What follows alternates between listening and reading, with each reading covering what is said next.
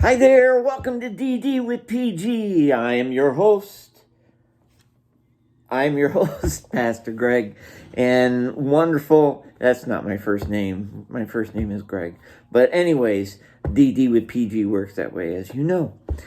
We are looking at Matthew chapter 6. Matthew chapter 6, verses 19 through 21. Some of you may already be familiar with, and I know I've preached on it before. I've devoted about it before, but as God leads us in our life, we tend to do things over and over again, especially things that are wrong and that like. But here we go. Chapter 6 of Matthew, verses 19 through 21. Do not lay up for yourselves treasures on earth, where moth and rust destroy, and where thieves break in and steal. But lay up for yourselves treasures in heaven, where there neither moth nor rust destroys, and where thieves do not break in and steal. For where your treasure is, there your heart will also be. Wow, these words are probably one of the, I've said this before too, and I don't like sound like a broken record, and I know you don't want to hear the same things over and over again for those of you who partake in this. However, as we are led to the scriptures, for some reason, there might be something that we're holding on to so tightly that our hearts are not in the right place with God in that way. Have you ever been? Well, I'm thinking most of us have been driving around, and I've noticed here and there, certain areas of cities and towns, and certain pockets of people and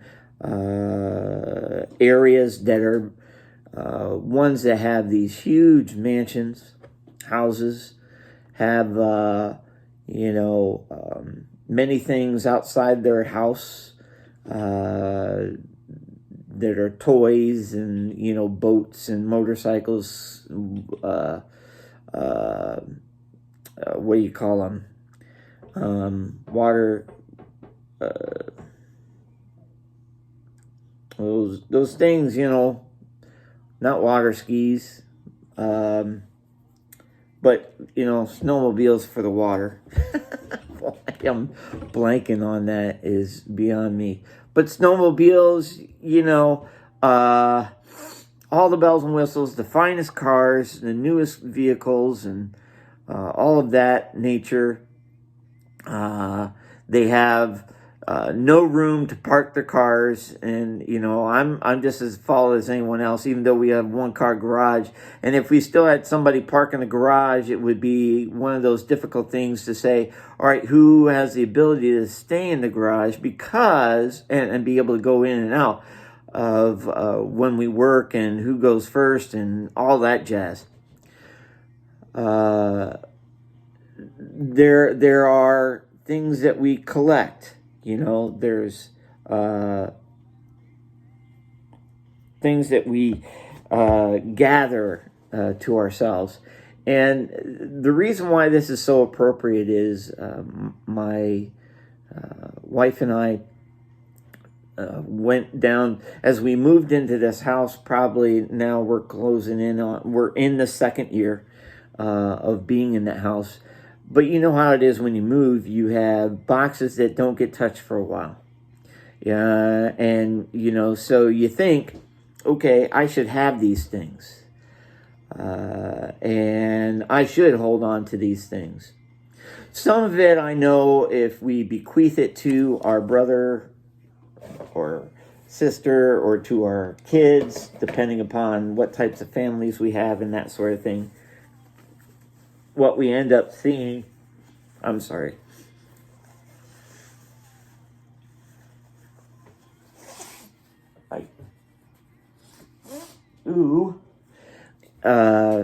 We tend to have things that we kind of go, don't need it.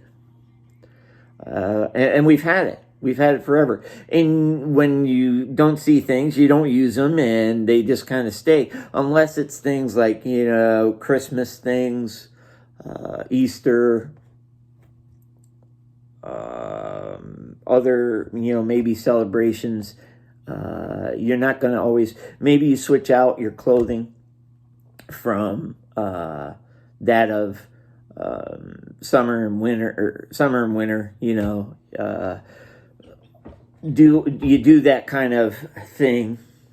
But sometimes we have some items that just are over the top. Why you still have them is beyond me, or beyond us. And yeah, we'll give it to maybe somebody as we pass on, and maybe they'll get some money from it that will help sustain them in a time of need. We hold on to some things also for memory's sake, and we want to have some keepsakes here and there, just as memories of days gone by, and to help us feel good and about some of the things that happen in our life that help us to remember. And we have pictures, photos.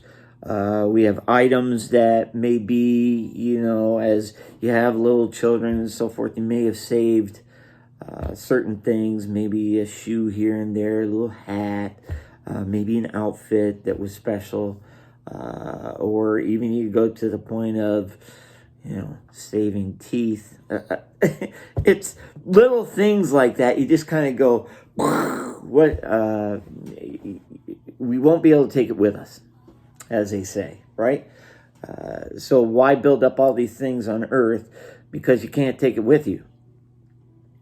The other thing that it does is, as we have the wealth and so forth, we see individuals that would look at,